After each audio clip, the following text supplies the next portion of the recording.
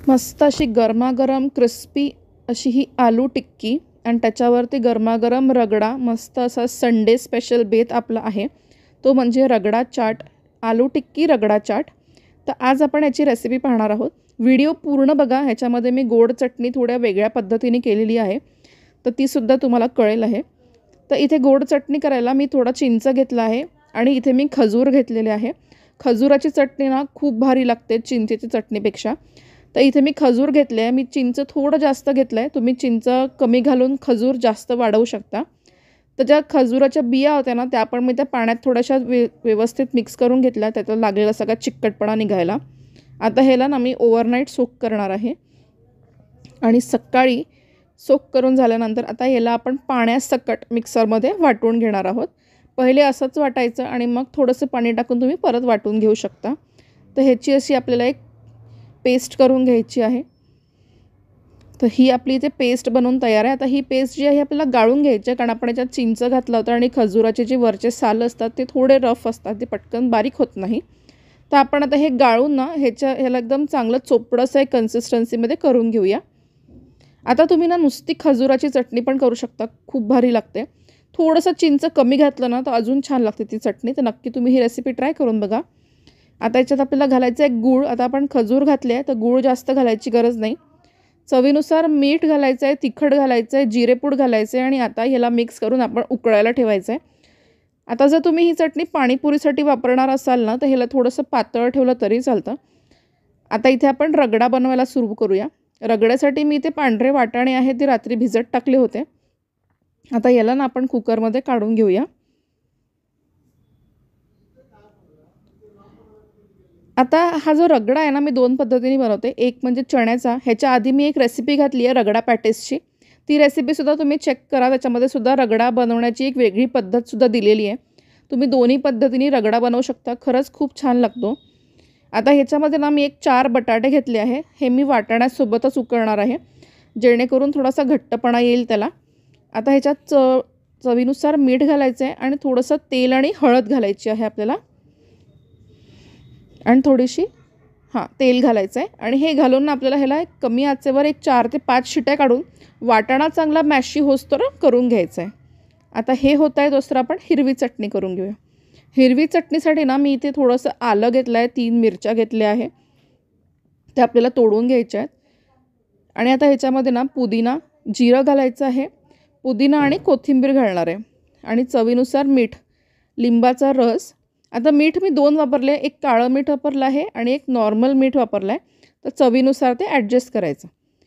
आता याच्यामध्ये पुदिना आणि कोथिंबीर घालायची आहे आणि आता ह्याला वाटून घ्यायचं आहे. आधी पाणी नाही टाकायचं आहे, नंतर थोडंसं पाणी टाकून तुम्ही याला वाटून घेऊ शकता, कारण ही चटणी आपल्याला थोडीशी घट्ट हवी आहे. तर अशी ही आपली चटणी बनवून तयार.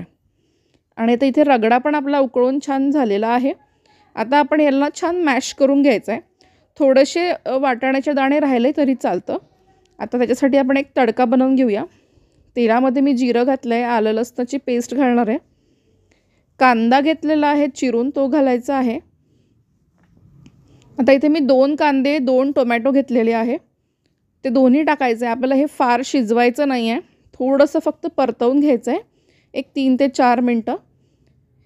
आता ह्याच्यामध्ये ना आपल्याला मसाले घालायचे आहेत काही, ज्याच्यामध्ये आपण घालणार आहोत मीठ. मीठ चवीनुसार घालायचं आहे. आपण रगड्यामध्ये म्हणजे वाटाण्याचं जे मिक्सचर त्याच्यामध्ये ऑलरेडी मीठ घातलेलं आहे, तर ह्याच्यामध्ये फक्त कांद्यापुरतंच मीठ घालायचं आहे. तिखट घालायचं आहे, धनेपूड घालायचे आहे आणि काळा मसाला. तुमच्याकडे जो कोणता ठेवणीतला मसाला असेल तो घालू शकता. आता हा तडका आहे तो आपण या वाटाण्याच्या मिक्सचरवर घालूया, म्हणजे की आपल्या रगड्यावर. गॅस सुरू ठेवायचा आहे आपल्याला, कारण आपल्याला हा तडक्यासोबत शिजवून घ्यायचा आहे. आता ह्याला थोडं मॅश करत करत आपण शिजवून घेऊया. जेवढा मॅश होईल तेवढा चांगलं.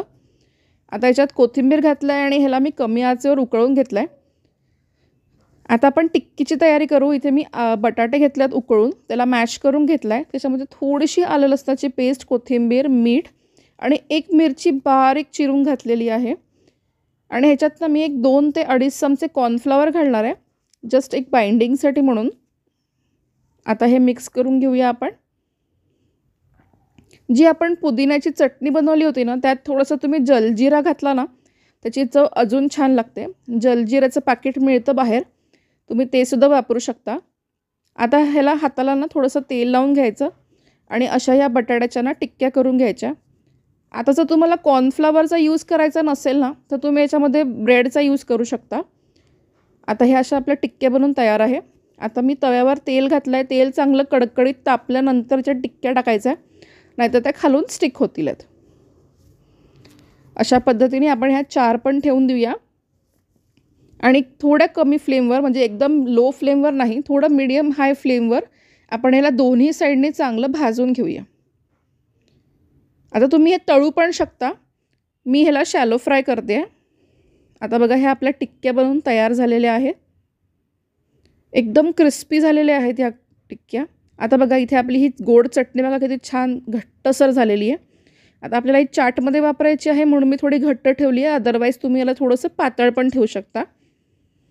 आणि इथे आपला हा रगडासुद्धा बनवून तयार झालेला आहे.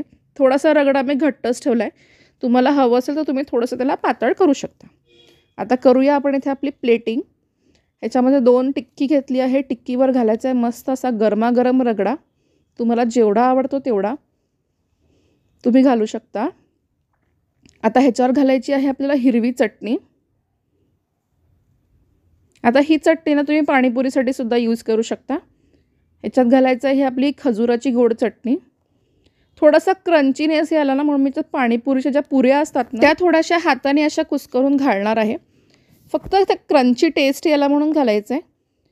थोडासा कांदा घालायचा आहे, कोथिंबीर घालायची आहे आणि मस्त अशी ही आपली रगडा आलू टिक्की चाट बनवून तयार झालेली आहे. खूप भारी लागते आणि लवकर पण बनते, काही फारसा वेळ लागत नाही याला बनवायला. सो रेसिपी नक्की ट्राय करून बघा, कशी वाटली ते सांगा आणि चॅनलवर नवीन असाल तर सबस्क्राईब करा.